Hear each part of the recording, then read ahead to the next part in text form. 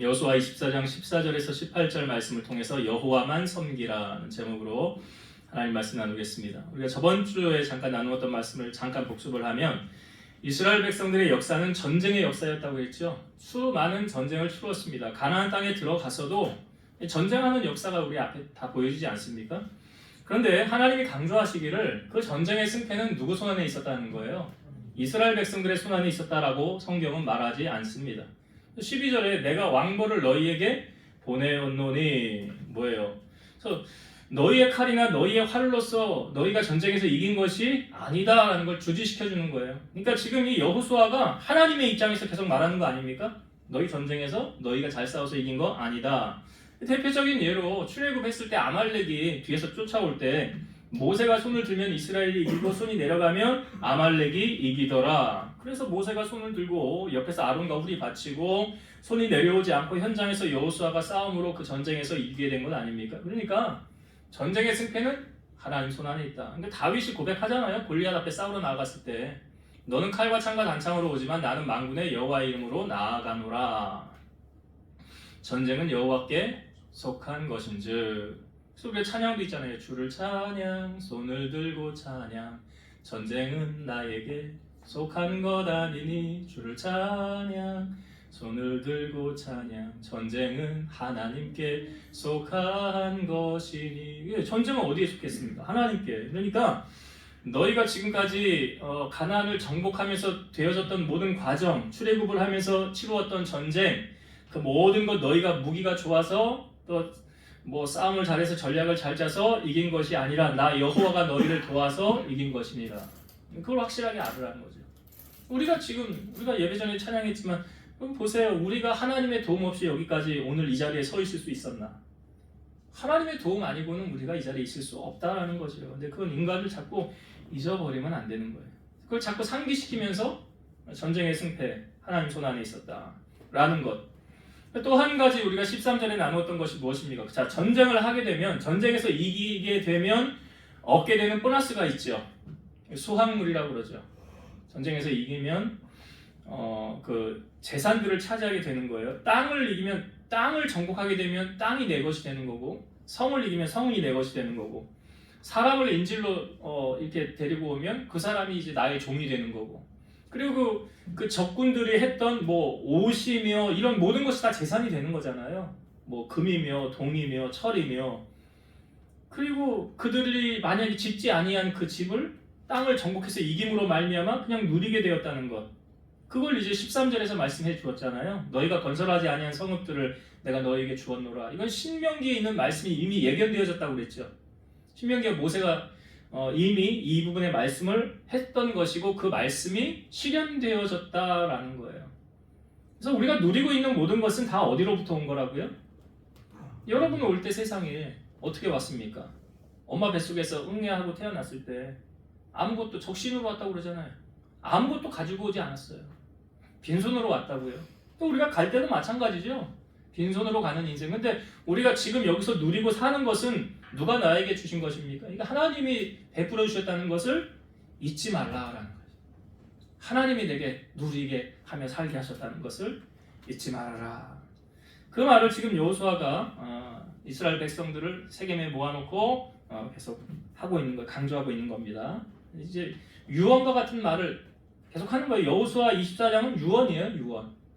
여호수아의 유언이라고요. 마지막 내가 너희들에게 당부한다 하면서 하는 유언.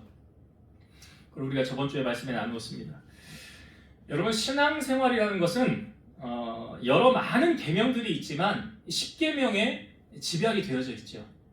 그래서 1계명부터 4계명까지는 사람이 하나님과 섬겨야 될 약속, 계명이죠. 시, 누, 이, 안, 네 가지.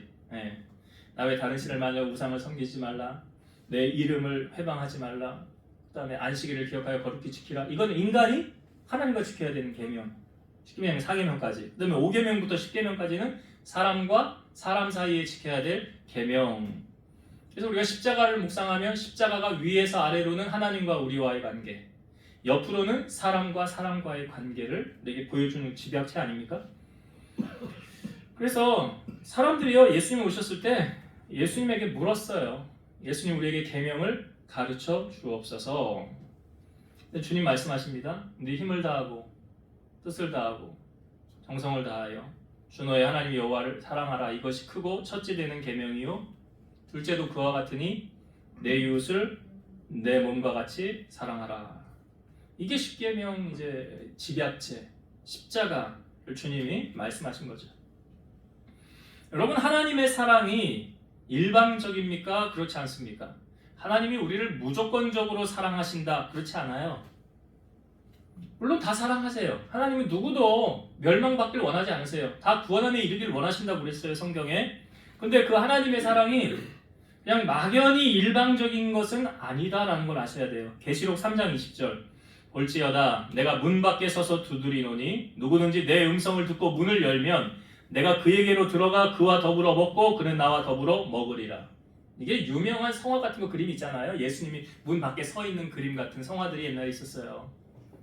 그게 이 말씀이거든요. 내가 문 밖에 있는데 문 밖에서 내가 두드리인데 너희가 문을 열어줘야 내가 들어가 그와 더불어 먹고 마신다라고 말하고 있죠. 성경은. 자, 하나님은 인격적인 분이십니다. 그래서 성경의 여러 부분에 이렇게 표현하고 있어요. 이게 사무엘상 2장에 나오는 말씀인데 나 여호와가 말하노니 나를 존중히 여기는 자를 내가 존중히 여기고 나를 멸시하는 자를 내가 경멸하리라. 누가 하신 말씀이라고? 하나님이.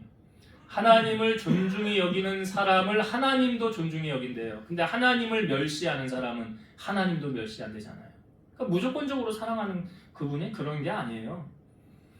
여호수아가 이제 그 유언처럼 마지막으로 당부하는 그 말의 주제는 간단합니다. 오직 하나님만 섬겨라. 오직 나와 내 집은 여호와만 섬기겠노라. 근데 여러분, 여호수아가 왜 자꾸 이걸 반복할까요?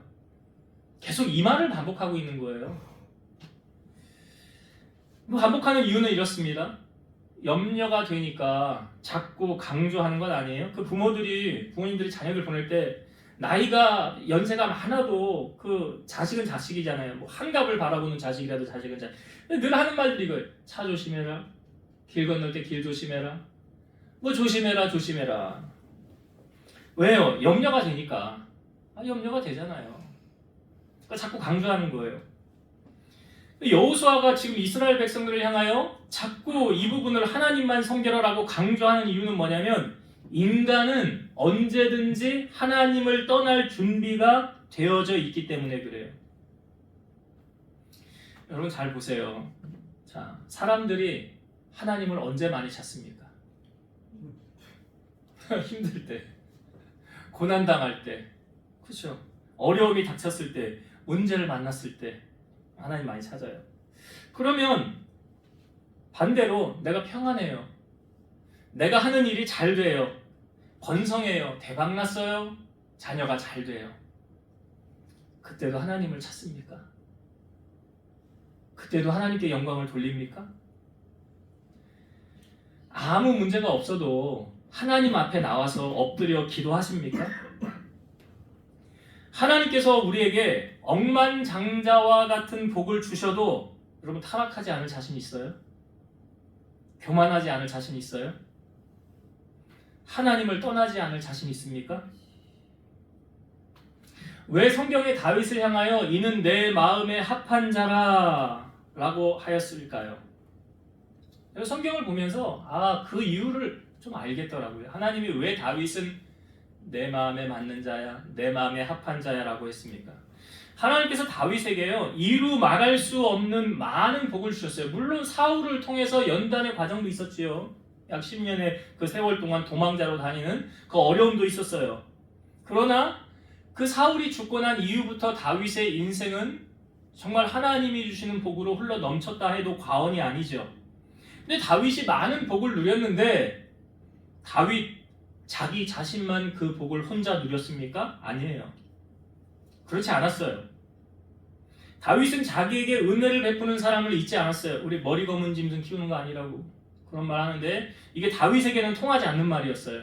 다윗은 요나단이 얼마나 다윗에게 잘해줬습니까? 자기에게 있는 요나단에게 있는 모든 것을 다 다윗에게 줄 정도로 얼마나 잘했습니까? 근데 그 요나단이 죽고 난 다음에 그 요나단에게 받은 그 은혜 갔잖아요. 그 요나단의 아들 무비보셋, 아무도 찾지 않는 절뚝발이 장애인, 그 데려와서 다윗이 자기 상에서 먹게 하고 아들처럼 대우하지 않습니까? 그리고 그 할아버지 사울에게 있었던 재산을 다 찾아서 그 무비보셋에게 다 주잖아요.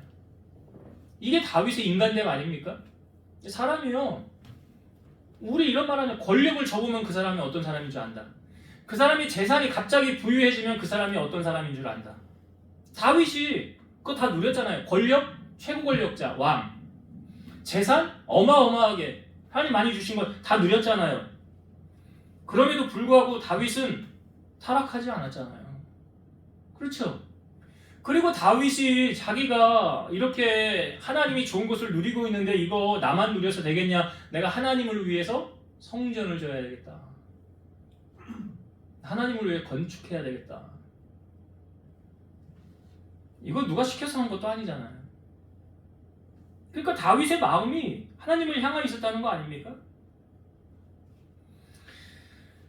잠언 11장 24, 25절 보면 흩어 부재하여도 더욱 부하게 되는 일이 있나니 과도히 아껴도 가난하게 될 뿐이라 부재를 좋아하는 자는 풍족하여질 것이요 남을 윤택하게 하는 자는 자기도 윤택하여지리라. 우리 뭐 아끼면 잘 산다 이런 말인데 성경에는 그게 안 통하네요. 성경은 뭐라고 말해요? 흩어 부재하면 더욱 부하게 된대요. 구제를 좋아하는 자는 풍족해진대요. 남을 윤택하게 하는 사람, 이 윤택하게 남 잘 살게 해주는 거 아니에요? 그렇잖아요. 남 윤택하게 해준다는 게 남 잘 살게 해주는 거잖아요. 그러면 그 사람도 윤택해진다는 거예요. 성경은요 이렇게 말하고 있어요. 은도 내 것이고 금도 내 것이다. 이게 하나님 하신 말씀이죠. 잠언 8장 18절 부귀가 내게 있고 장구한 재물과 공의도 그러하니라. 그러니까 하나님에게 있는 게 부귀. 부귀가 뭔지 아시죠? 부귀, 부와 귀라. 장구한 재물과 공의도. 그래서 누가 누리느냐 이걸. 잠언 8장 21절 이는 나를 사랑하는 자가 재물을 얻어서 그 곳간에 채우게 하려 함이니라. 하나님을 사랑하는 자에게 그 재물을 하나님이 주어서 누리게 하신다. 여러분 하나님의 본심은요 아브라함을 통하여서 우리에게 잘 보여주고 있어요. 하나님이 아브라함에게 히브리서, 그 구약의 사람인데 히브리서에서도 등장한 히브리서에도 아브라함 이야기가 나옵니다. 이렇게 나와요. 아브라함을 향하여 하나님이 말씀하시는 거예요. 내가 반드시 너를 복주고 복주며 너를 번성케 하고 번성케 하리라. 이게 하나님이 아브라함에게 하신 말씀인데 여기다가 너를 여러분들을 넣으시면 되는 거잖아.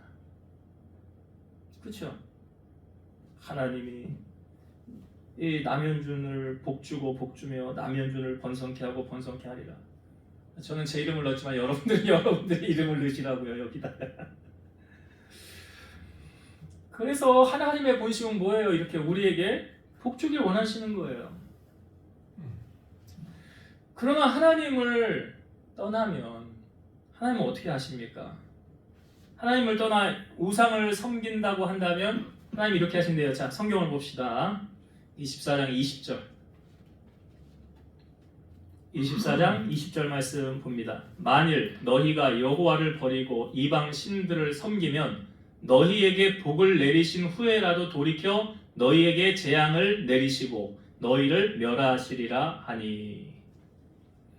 하나님께로부터 복을 받았어요. 그런데 그 복을 받고 아무 문제 없으니까 이제 하나님에게서 떠났다는 거예요. 돌이켰다는 거예요. 어떻게 했는데요? 하나님이 돌이키니까 복을 내리신 후에라도 돌이켜 너희에게 재앙을 내리시고 너희를 멸하시리라 라고 말씀하시죠.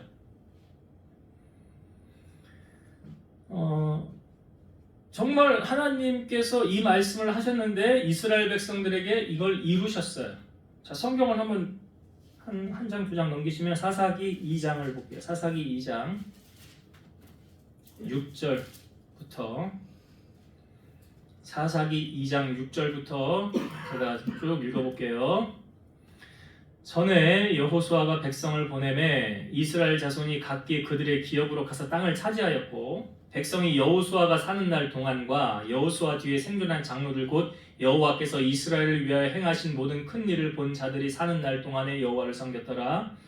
여호와의 종 눈의 아들 여호수아가 110세의 죽음에 무리가 그의 기업의 경내 에브라임 산지 가하스산 북쪽 딥낫 헤레스에 장사하였고 그 세대 사람도 다 그 조상들에게로 돌아갔고 그 후에 일어난 다른 세대는 여호와를 알지 못하며 여호와께서 이스라엘을 위하여 행하신 일도 알지 못하였더라. 자, 여호수아가 죽고 그 세대 사람들이 다 죽은 다음에 그 다음에 일어난 세대를 성경은 다른 세대라라고 말하고 있죠. 다른 세대는 여호와를 알지 못하였더라. 자, 하나님을 모르니까 이들이 어떻게 행하였나 보세요. 11절부터.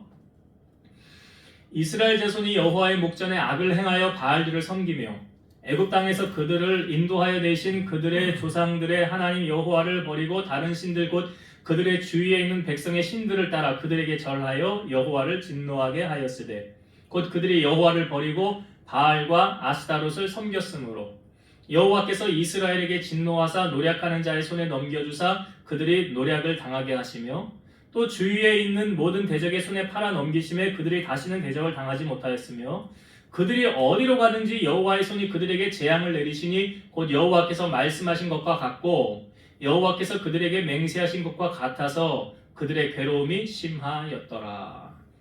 여기 분명히 앞부분에 우리가 여호수아 24장에 봤죠. 하나님 복을 주신 다음에도 돌이키면 어떻게 한다고 그랬어요? 재앙을 내리신다고 그랬죠.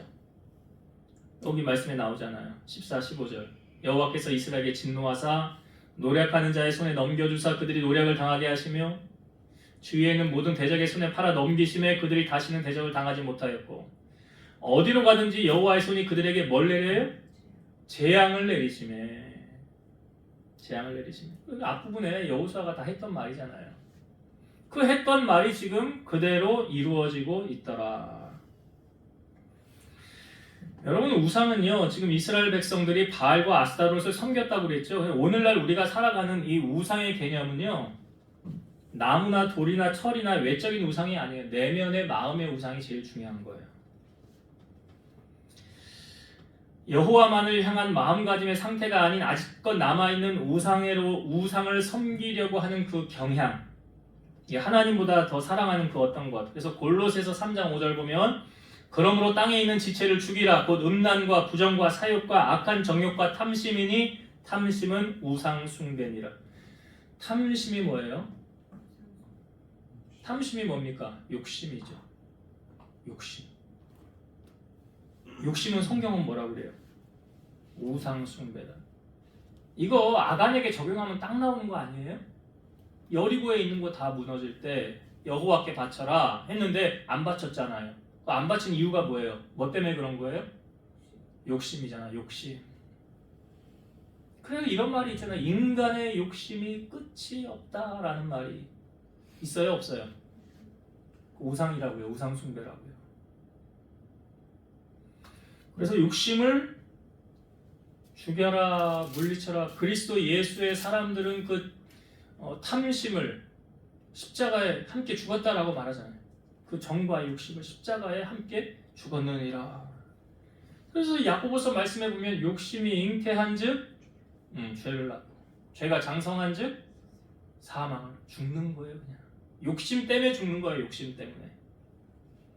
그래서 탐심, 욕심은 우상 숭배다 라는 것을 우리가 분명히 알아야 돼요.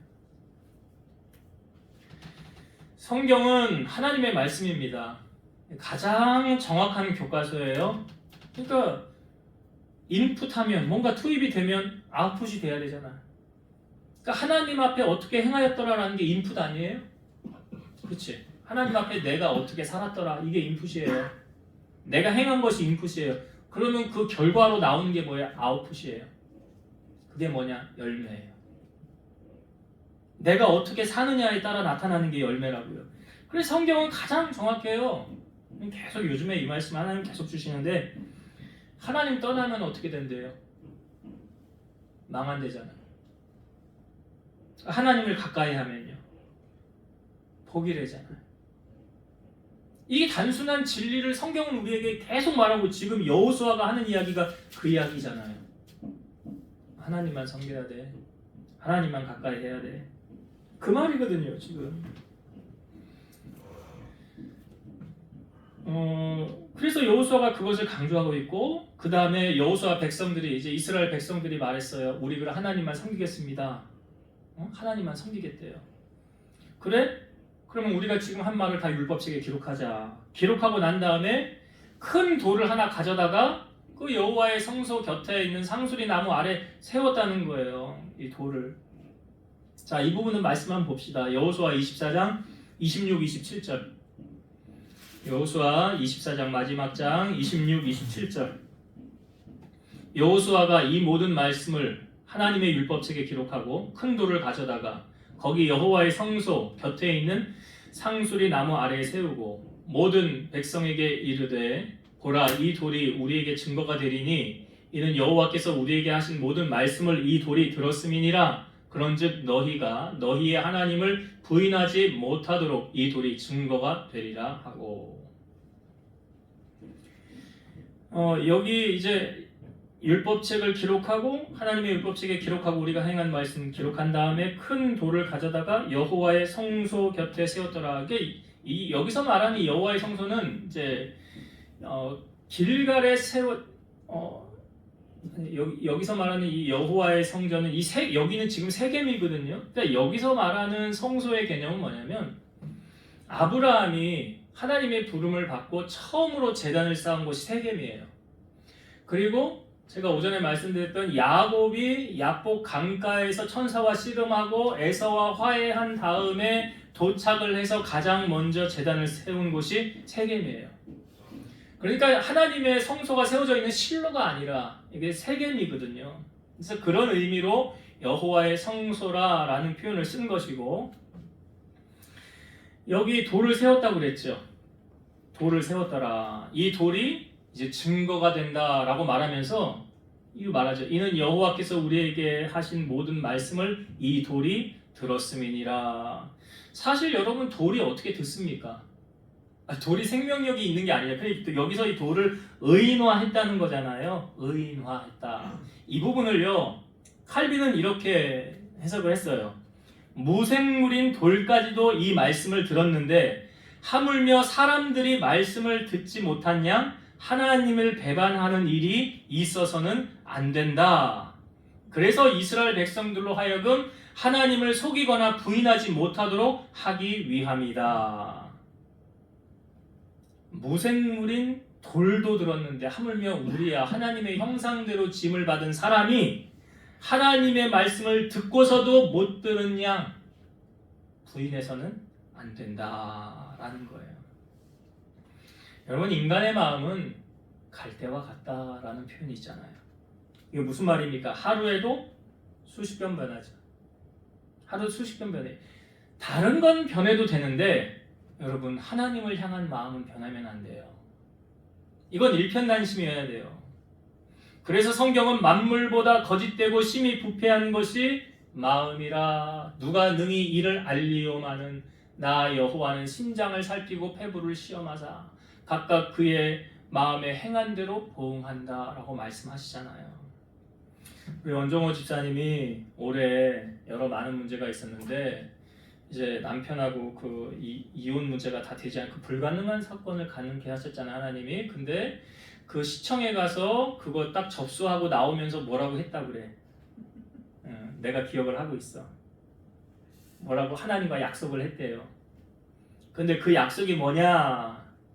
그거래요. 어떠한 순간이 있어도 하나님을 떠나지 않겠습니다. 약속을 했대요. 하나님은 그 약속을 아마 들으셨을 거예요. 받으셨을 거예요. 지금 여호수아가 지금 백성들에게 얘기하는 게 그거예요. 너희들 하나님 떠나면 안 돼. 하나님 복의 근원이야. 하나님 떠나면 하나님 진노하셔. 재앙 내리신다. 지금 우리가 사사기 2장 봤잖아요. 그렇게 하신다. 그러니 너희 마음을 하나님에게서 돌이키면 안 된다. 끝까지 하나님만 섬겨야 된다. 이제 말씀을 정리할게요. 결론을 맺을게요. 왜 여호수아가 자꾸요, 아니 내가 하나님을 섬겨보니까 하나님 섬기는 게 너무 좋거든요.